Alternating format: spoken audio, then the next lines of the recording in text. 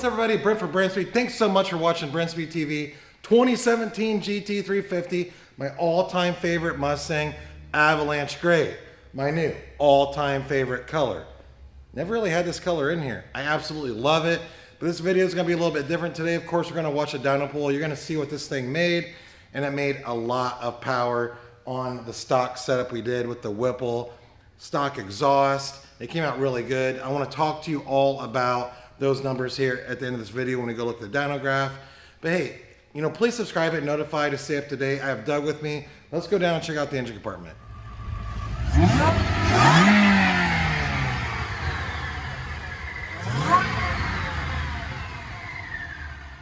All right, it's the Gen 5 Whipple Supercharger. Doug, come down here, let's take a look.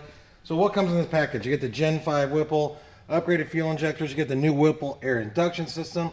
Of course it's intercooled, but this is running the Whipple calibration. This is what goes on here at Brenspeed, most GT350s. But of course we did cooling mods. So you get the big Antler radiator, cooler thermostat, rear cylinder head cooling kit, as well as billet oil pump gears. So what did we not do to this? Kind of the standard recipe is everything I told you right there. We typically do a set of long tube headers. Let's run the factory exhaust on this.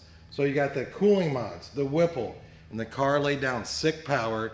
I want you to watch this pull. And then, you know, hey, at the end of this video, I'm gonna put a link that you can click on to probably like 40 other GT350 Whipple Supercharged videos that you can watch.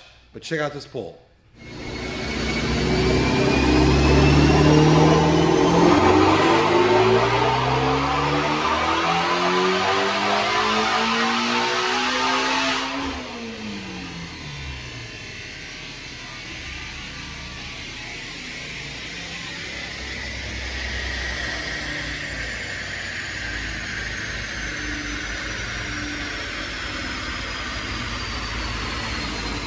All right, we're on our Dynojet, rated SAE. Doug, come take a look. I want to talk about these two numbers. We have some more stuff to talk to everyone about. 788, rear wheel horsepower at 7,800 RPM, torque came in at a stellar 600. And I had to get into it really slow. Here's why.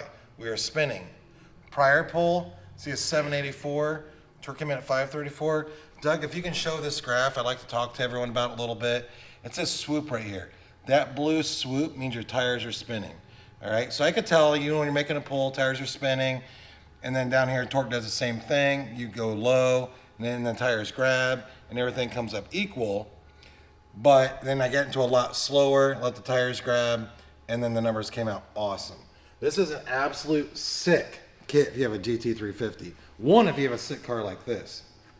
So it's a 17, it's the Whipple, it's the Gen 5. I love the Supercharger, it's my all-time favorite car. Doug, let's take one more look at this car right here. Then I want to talk a little bit more about these numbers and expectations a lot of people have. Whether you have a GT350 or it doesn't have to be that, it could be a 500, a GT, dyno number expectations. How great this car turned out, why it turned out really good today. But here we go, let's go over here, one more look at the engine compartment. So if you have a 350, that's what your Gen 5 Whipple is going to look like. You get the big 132 throttle body, of course. And that Supercharger looks awesome on there. You know, I said that 132 just now because I didn't mention it earlier. And we're running 93 octane. So this is the Whipple calibration. A lot of you have questions about that. Whipple cal, 93 octane. Numbers, stupid, all right? So I will have that link at the end of all of our other Whipple Supercharger videos. You'll see most of these cars make anywhere from 740 to 750 the tires. This one, for whatever reason, probably because the air was so good today, laid down 788. Probably the highest producing 350 that we have in here with stock exhaust and the Whipple calibration. Of course, we have the cooling mods on it. But so what's that mean? What's that mean, a high producer? I've always referred a high producer as a car that just makes more than everything else.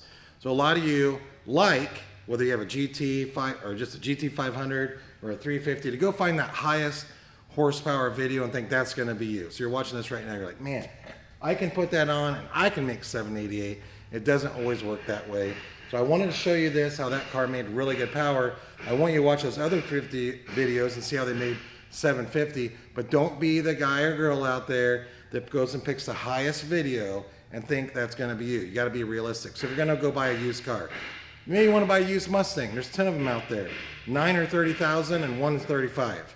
You're going to go try to bid on the $30,000 car, and you're going to offer that guy $35,000. You're going to go for the lower.